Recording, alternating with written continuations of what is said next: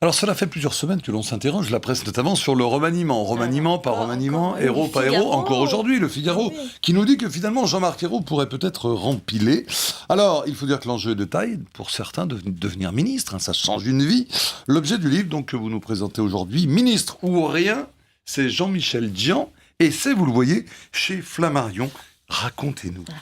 Être, ne pas être ou ne plus être ministre, c'est finalement la question qui agite beaucoup d'esprits socialistes en ce moment, et cela depuis de nombreuses semaines. Mais savez-vous tous les deux qu'entre les sénateurs, les députés, les grands élus, ils sont presque 1 millier à pouvoir devenir un ministre. Et être ministre, c'est une sorte de Graal à atteindre quand on entre en politique. Et il y a, note l'auteur, toujours une personnalité disponible pour occuper un poste dont finalement elle n'a pas encore les contours. C'est une fonction, dit Michel Rocard, qui reste prisée, mais elle n'est plus prestigieuse. En revanche, ce qu'on apprend, ce qu'on savait déjà, mais ce qu'on apprend aussi, c'est que nommer des ministres, c'est faire et défaire des gouvernements, c'est un art, un exercice subtil, et que c'est carrément jouissif pour celui qui l'exerce, à savoir le président de la République. Alors à ceux qui vont peut-être être nommés ministres dans pas longtemps, voici ce qui vous attend. Car s'il y a jouissance d'un côté, de l'autre côté, c'est carrément l'angoisse. Pensez à ces aspirants ministres qui attendent près de leur téléphone, ceux qui ont, c'est sûr, des assurances, mais qui n'en seront pas,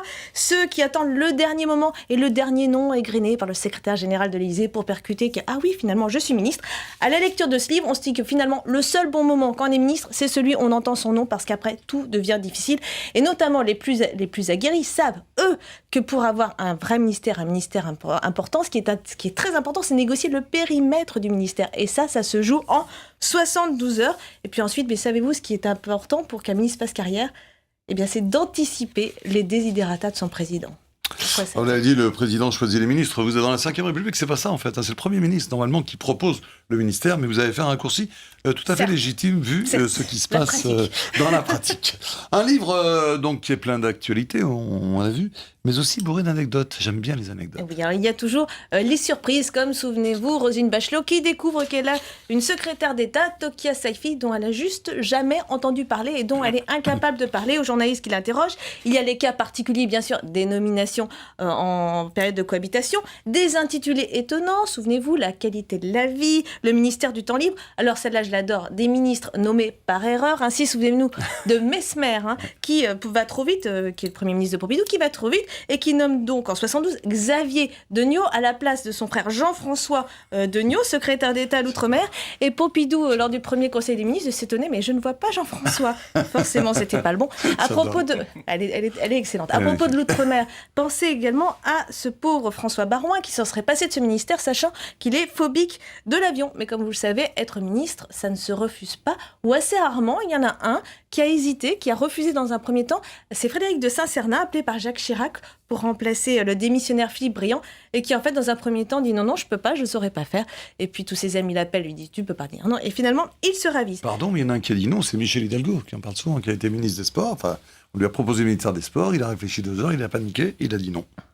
Je vais faire une petite note à l'auteur du livre. Ou encore, dernière anecdote, en 81, Jacques Ralite se retrouve à la santé, pas la prison, le ministère. Pourquoi ? Eh bien parce que Mauroy voulait le nommer quelque part, mais ne savait pas où. Alors, que fait-il ? Il appelle Georges Marchais, il dit « Dis donc, toi, la Libération, t'avais été nommé où à la santé ?» Bon, à la santé. Jacques Ralite à la santé, comme quoi, à quoi ça tient ? À la lecture de ce livre, on se dit vivement le prochain remaniement, en fait. Merci Rémi Marciro de nous avoir rendu visite ce matin. Je ne sais pas si François de Rugy sera concerné par le prochain remaniement. On va peut-être en parler tout à l'heure avec lui. Il est notre invité politique dans quelques instants. Merci à vous deux. Passez une belle journée.